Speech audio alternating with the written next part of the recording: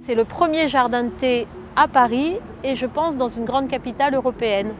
J'ai la chance d'avoir été lauréate d'un programme qui s'appelle Pariculteur, qui permet à des agriculteurs urbains de mettre en place des cultures plutôt innovantes. Aujourd'hui, on est samedi, on fait une grosse journée de plantation de théiers.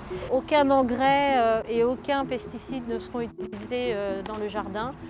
Donc ce qu'on va faire, c'est qu'on va faire des trous, préparer la terre, planter nos Camellia sinensis, les recouvrir de broyat pour garder la terre bien humide, pour pouvoir ensuite ouvrir le jardin au mois de mai et vous accueillir pour découvrir cette culture du thé parisienne. Il ne reste plus qu'à l'arroser un petit peu et puis bientôt on va pouvoir récolter ces jeunes pousses en octobre prochain, j'espère avec vous.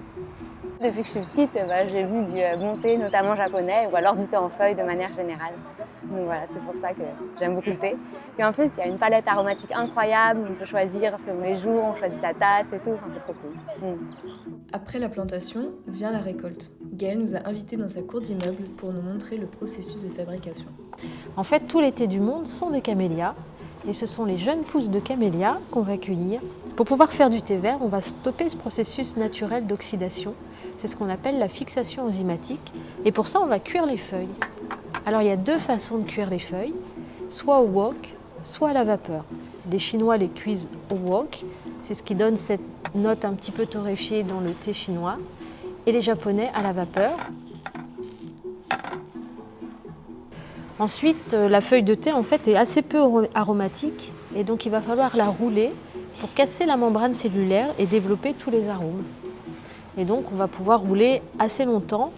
Par exemple, pour le sencha, qui est un fameux thé vert japonais, le processus peut prendre jusqu'à 6 heures.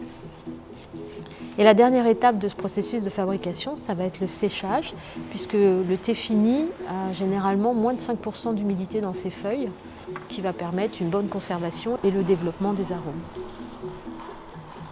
En fait, je les mélange avec des fleurs.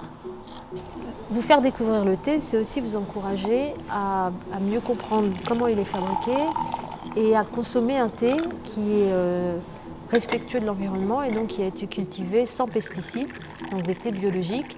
Et c'est intéressant parce qu'il y a des marques françaises aujourd'hui qui font du sourcing spécifiquement de thé issus de l'agriculture biologique, comme Pandati par exemple, qui s'attachent en fait à proposer dans ces mélanges des thés sans pesticides. Pour en savoir plus sur le projet de Gaëlle et les engagements de Pandati, suivez les liens dans la description.